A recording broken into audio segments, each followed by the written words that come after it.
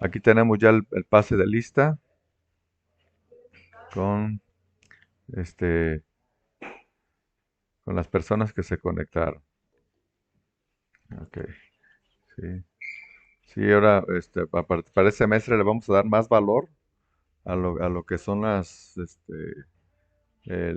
que sí se conectan realmente, ¿sí? Los que se conectan en tiempo y forma, más que porque yo pensaba que viendo el video es únicamente para en casos extremos que no, como el caso que me acaban de comentar de su compañera, ¿sí? Pero entonces ahorita ya le vamos a dar más valor a los que realmente se estén conectando, ¿sí? Y ya posteriormente ya vemos qué valor le damos a las actividades que van a tener que subir a Claro. Este, entonces, el tema del día de hoy es, vamos a ver la pirámide jerárquica de las leyes en México, ¿sí?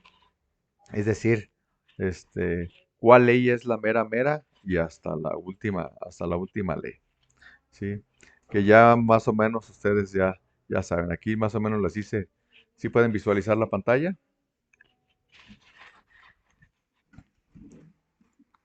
¿Sí? Ok, muy bien. Entonces, en primer lugar, tenemos a lo que es la Constitución, ¿sí? La Constitución política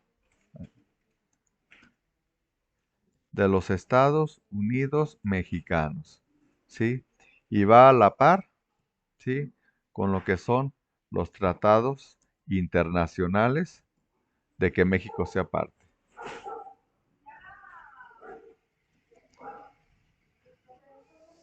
Sí, a sus órdenes. Sí, claro, claro. Acuérdense, pues van a tomar apuntes. Tratados internacionales, ¿sí? Los tratados internacionales.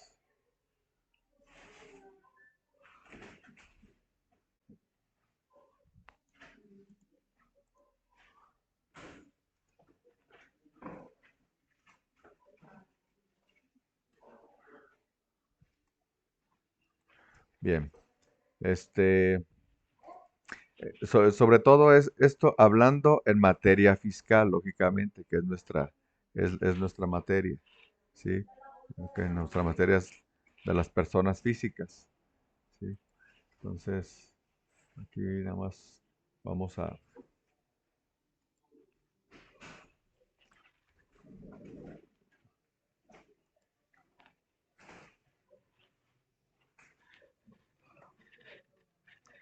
Ok, bueno, los tratados internacionales.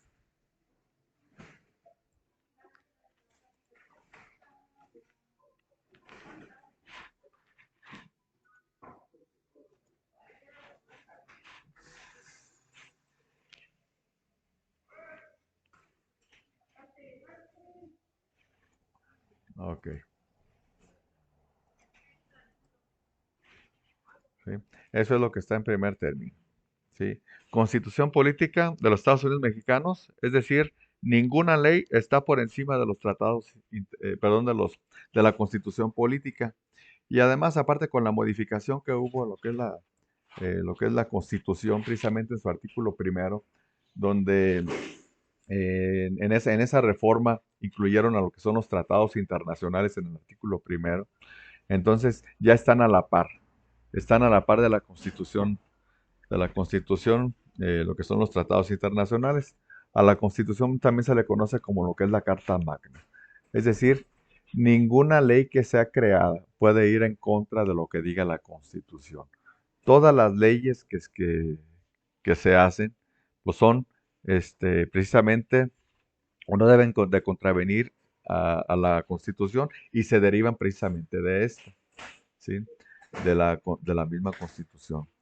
En segundo, en segundo término, tenemos a lo que es el decreto ley, ¿sí? También los tratados internacionales, pues lógicamente no se pueden contravenir, ¿sí?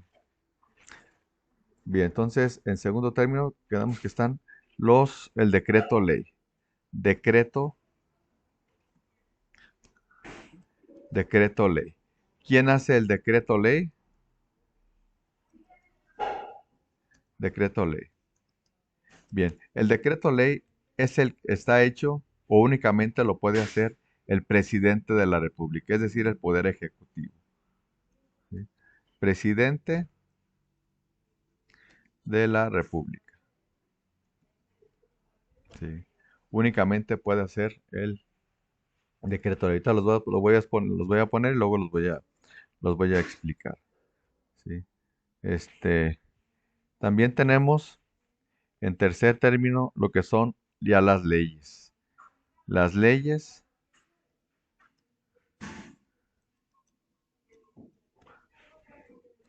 fiscales federales. ¿Sí?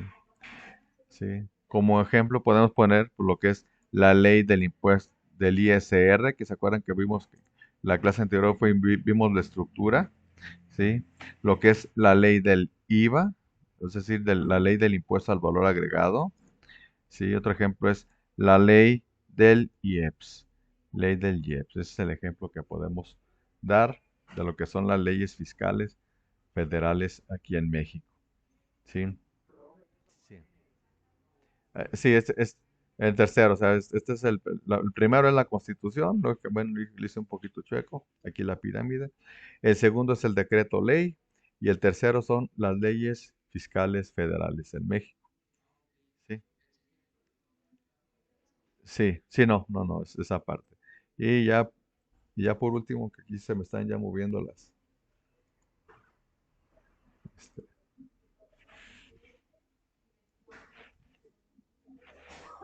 ok,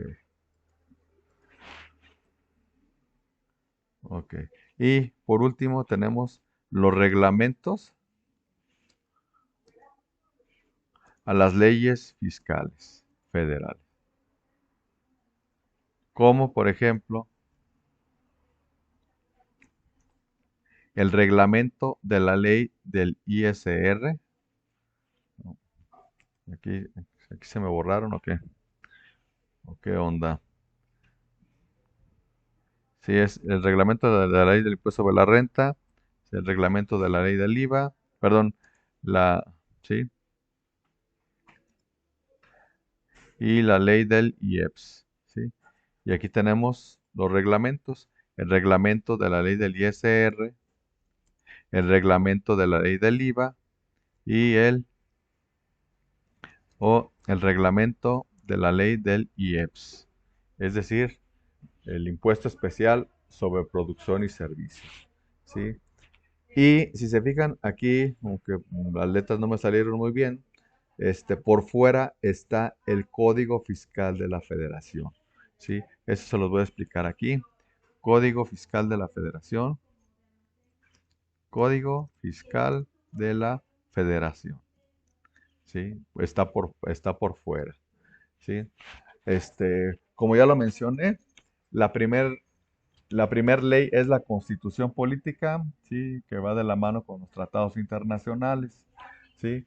De aquí, en la Constitución, en esta Constitución, hablando del artículo 31, fracción cuarta, de este artículo 31, fracción cuarta, se derivan todas las leyes fiscales en México. Es decir, estas leyes que les puse aquí. De aquí se derivan esas. Del artículo 31, fracción cuarta. Bien, el, voy a ponerles el artículo 31 para que lo vean. ¿Sí? En el artículo 31 se refiere básicamente a lo que son las obligaciones de los mexicanos.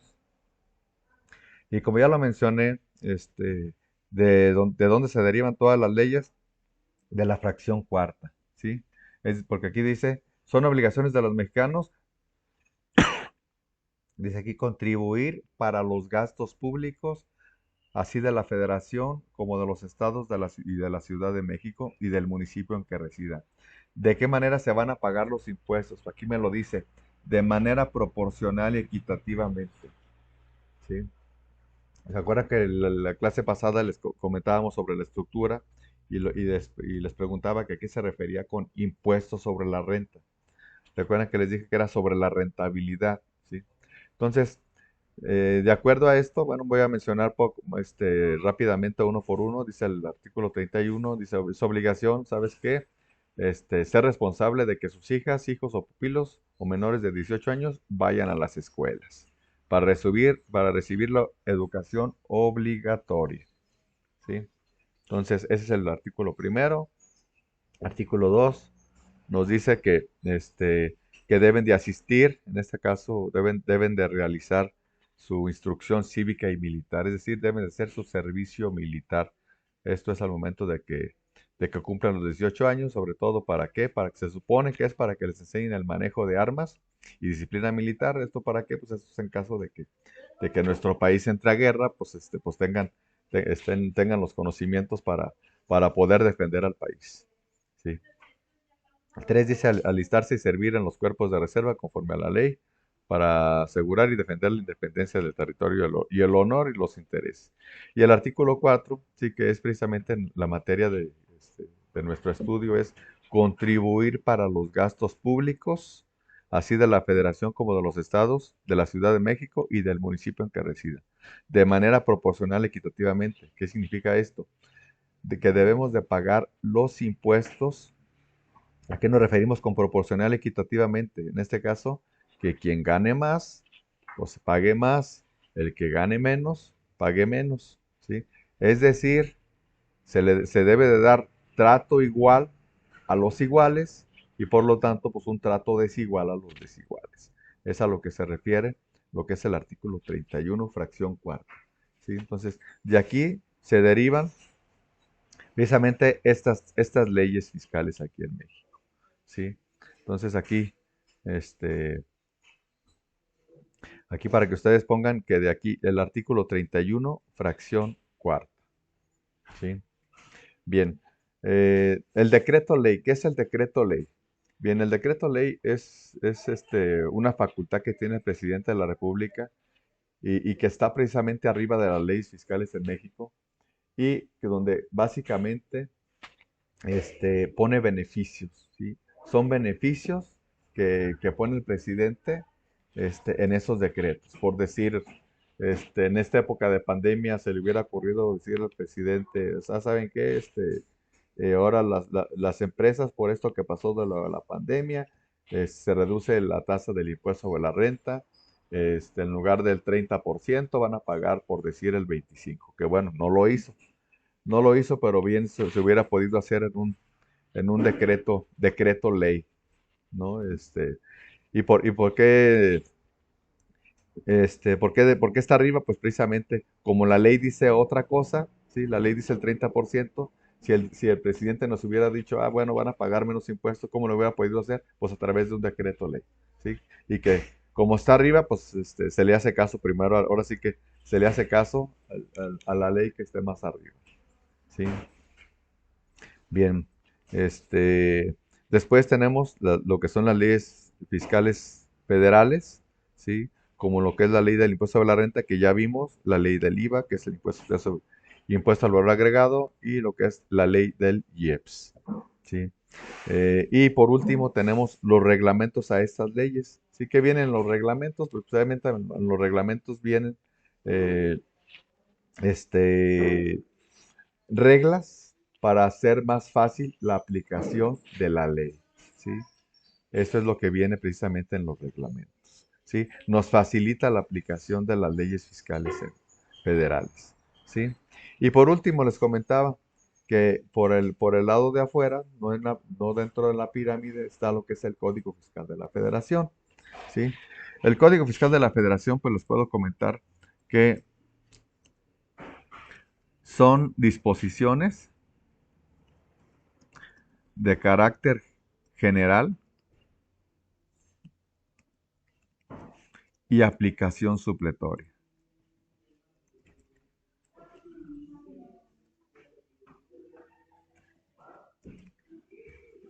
¿Sí?